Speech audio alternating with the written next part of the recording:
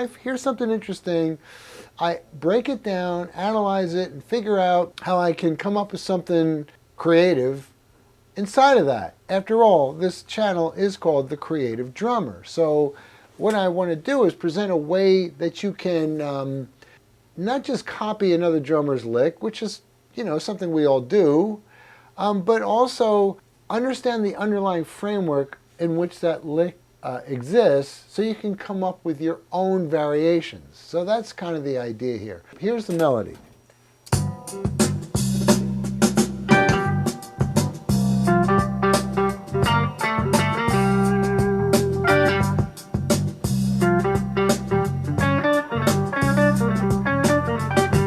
All right, so that figure, that last bar, that's the figure that I want to analyze and concentrate on. That first lick that I played, I didn't come up with it, Billy did. And he played paradiddles.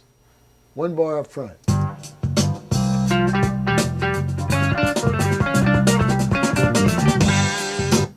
Paradiddles. Let's look at the notation of the musical lick. And if you look at it, you can see that it's notated as eighth note triplets, because that's pretty much what they are. Now, the underlying grid of this tune is actually 16th note triplets. So I'm not saying that they're playing 16th note triplets. They're not. But that's the grid into which all of these note placements fit. And these guys are great players. We have Jan Hammer on keyboard, we have Lee Sklar on bass, we have the late great Tommy Bolin on guitar, and of course Billy. And all these guys execute perfectly. So it's really easy to hear and analyze where everything fits. The melody fits over eighth note triplets, but if you look closely, you can see that those eighth note triplets are grouped in 4 eighth notes. And that gives us some interesting devices to play around with rhythmically. So in order to really get inside of that, I'm going to actually go to a drum pad. All right, guys, I'm going to butt in here because if you understood what I just said about eighth note triplets and groupings of 4 eighth notes, and you understood what I meant by a 16th note triplet grid, then I don't see any reason for you to have to suffer through me beating on a pad and explaining something that you probably already know. So if that's you, you could skip ahead to this time marker where I actually break down and explain the 4 licks that I played in the beginning of this video. So just saying, all right? Anyway, onward. I'm telling you, very few drummers know how to properly use a drum pad. It's amazing to me. So I'm lefty, so I'm going to take my left hand, lift up the drum pad. So step 1, lift up the drum pad with your dominant hand. Step 2, take your other hand, lift up a garbage pail. Step 3, drop pad in garbage pail, and then go behind the drums and really practice. Really, the drum pad is so you don't make a whole lot of noise. But name me another instrument where you're actively told to spend an inordinate amount of time practicing on something that isn't the instrument you ultimately want to play. I can't think of one. Again, I understand the noise reduction thing, but I mean, really? Ugh. Whenever possible, practice on real drums. All right, that said, I want to explain the groundwork for where we're going with this lick in Red Baron. So if you're a beginner, the first thing you want to do is get used to playing 16th note triplets. So I'm going to start with a metronome of 80, and you would do this. 3, 4, 1, 2, 3, 4, 1, 2, 3, 4, and then lead with your left hand as well. But the idea is you want to accent 1, 2, 3, and 4, and you also want to say it. It's very important that you use your voice along with this, because it's a coordination thing, it's a timing thing. It's a good habit to get into. And speaking of habits, because I know everybody wants to play fast, one of the worst things you could do is speed up like this.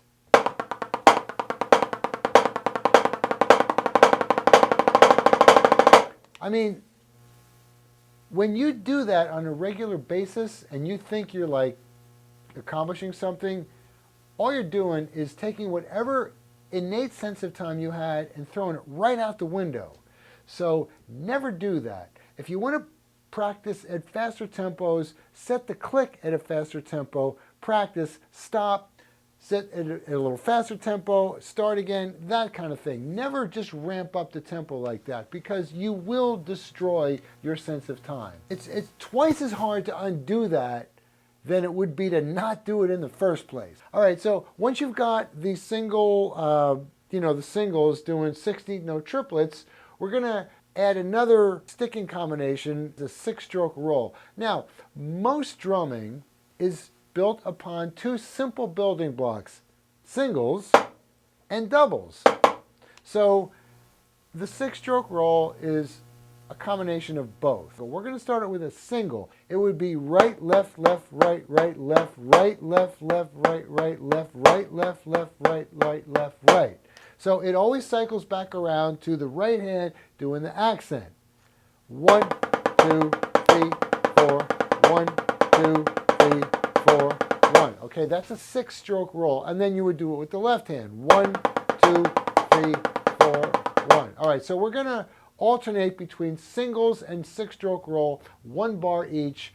I'll just leave with the left hand for now. Okay, so 1 bar of singles, 1 bar of 6-stroke roll. 100 beats per minute is what I'll do it at. You might want to start slower. And you want to do this at different tempos. I'm not going to do it at different tempos because I want to try and save time here. So 1, 2, 3, 4. 1, 2, 3, 4. 1, 2, 3, 4. 1, 2, 3, 4. 1, 2, 3, 4. 1. All right, so you're trying to make your singles and the 6-stroke roll sound exactly the same. And then the next step would be to basically cut that in half. So you're going to accent, instead of 1, 2, 3, and 4, you're going to accent 1 and 3.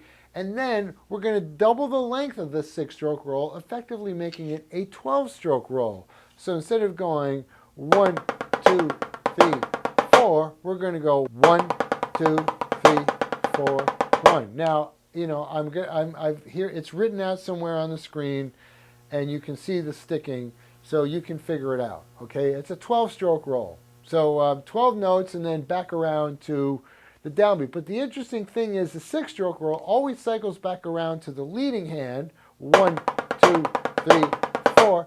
The 12-stroke roll alternates. 1, 2, 3, 4. 1, 2, 3, 4.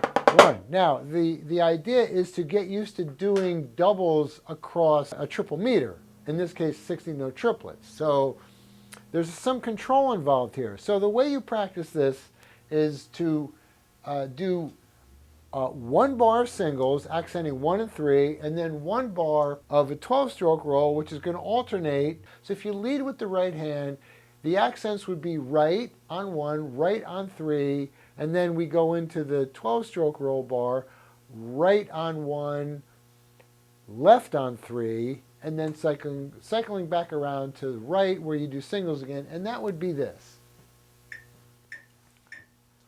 1, 2, 3, 4. 1, 2, 3, 4. 1, 2, 3, 4. 1, 2, 3, 4. 1, 2, 3, 4. 1. Okay, and then you would alternate.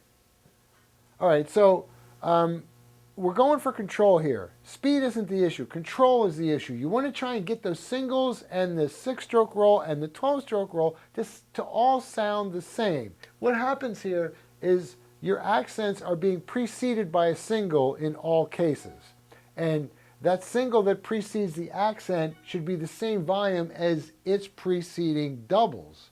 And that takes some control, which means it takes some practice. All right, so once you're comfortable with that, now it gets a little more complicated and leads us right to this lick from Red Baron. If you recall, that lick was based on 8th note triplets grouped every 4 notes. So a normal 8th note triplet would be 1, 2, 3, 4, 1, 2, 3, 4, 1. Those are 8th note triplets.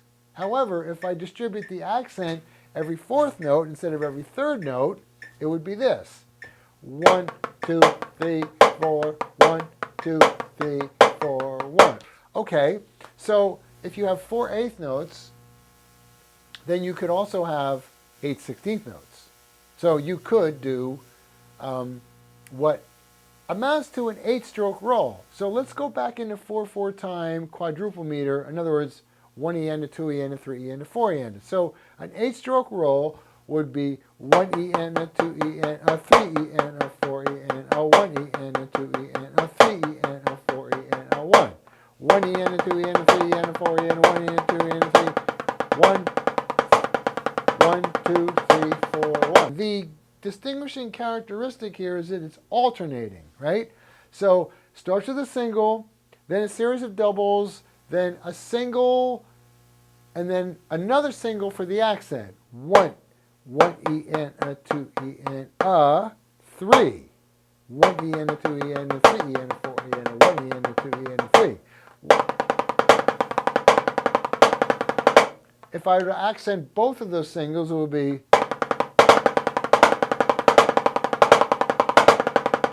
but we don't want to do that. We only want to accent the downbeats. Now, what you do is you take that and superimpose it over 16-note triplets. This is called metric modulation. So we're taking the same sticking, but distributing it over 16-note triplets, and that is going to give us this.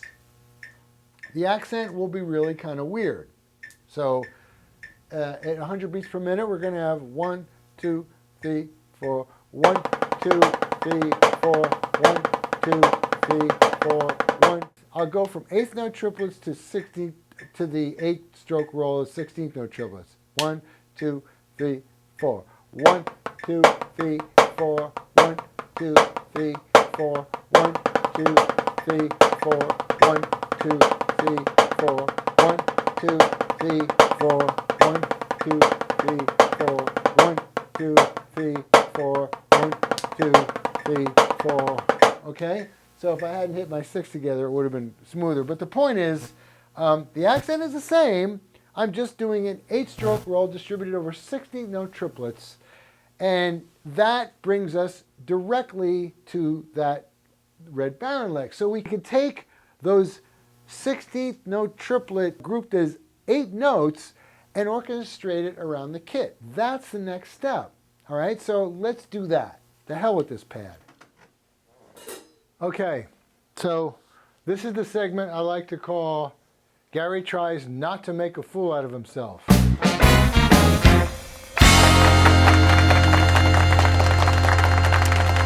For obvious reasons. I'm going to attempt to show you how I practice these licks in the hopes that it would help you, not because I want to show off, because clearly that's not going to happen. So the thing is, there's 4 licks. The first one is Billy's. On the intro, I did paradiddles, and he just distributed these paradiddles over 16-note triplets. So to practice that, you always want to practice to a click, and I'll show you a couple different ways to do this. Now, I'm going to put it at the tempo of Red Baron, but you wouldn't do that. You would practice this at many different tempos. The first way that I like to practice this is do it first in quadruple meter. That gets, you know, if the sticking is new to me and therefore not comfortable, I can at least get my hands to play the sticking correctly. Once I'm at that point, then I practice going between quadruple meter and 16th note triplets. And that would be like this. So the click is going to be about 87 beats per minute. Here we go.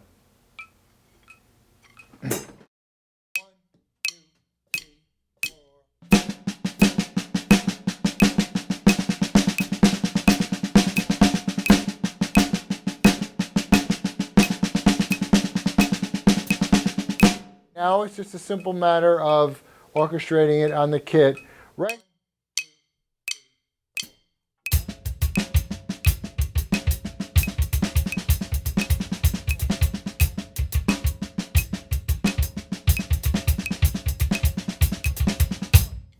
Okay, once you get comfortable doing that, and again, at different tempos, and by the way, did I say always count out loud? I'm saying it now, always count out loud. All right, so once you get comfortable with that, I'll do 1 bar of groove, 1 bar of the lick. 1,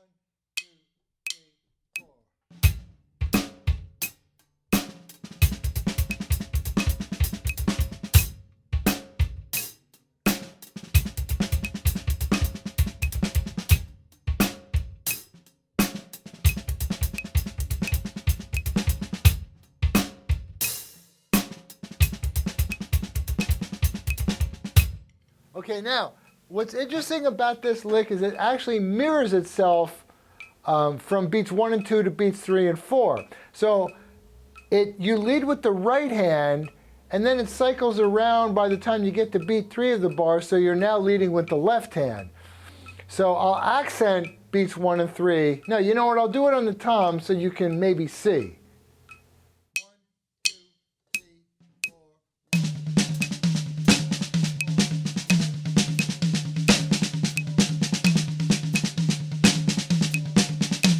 Okay, so it mirrors itself. That might be helpful. All right, now the second lick is what I came up with. It's a variation of this, and basically it's 4 singles followed by 2 doubles, which amounts to 8 notes, okay? So metrically speaking, it's the exact same duration. All of these are 8-note groupings, but the sticking's different. And the sticking is basically this.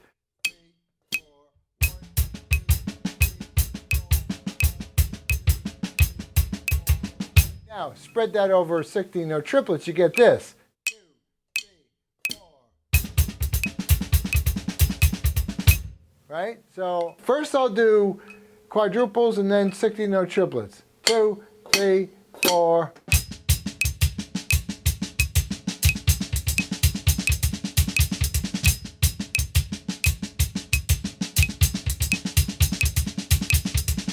Okay, so now 1 bar groove, 1 bar lick.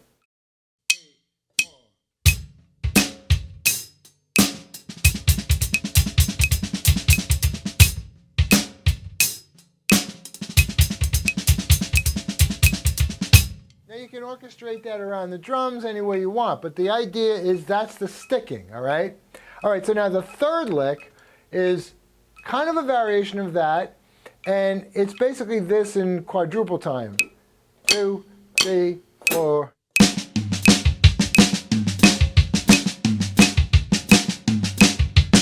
Spread over triplets, it would be 1, 2, 3, 4.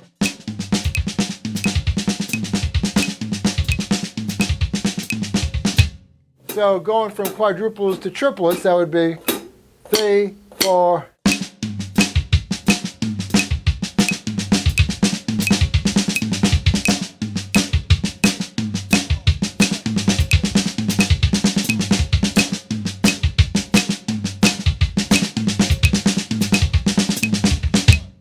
Okay, so then groove. 2, 3, 4.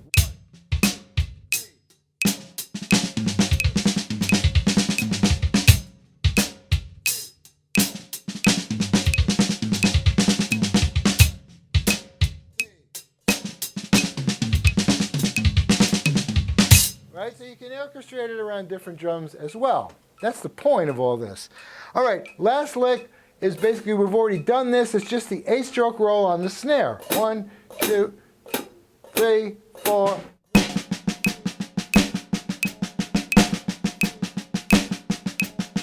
Spread over triplets, it's this. 2, 3, 4.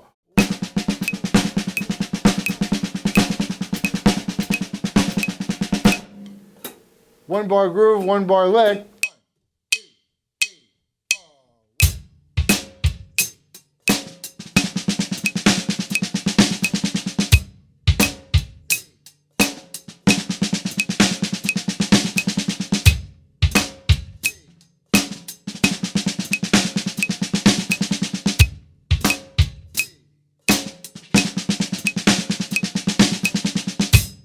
So the tricky thing about that is you wind up coming down on the left for the following downbeat. So that'll mess you up if you don't know that.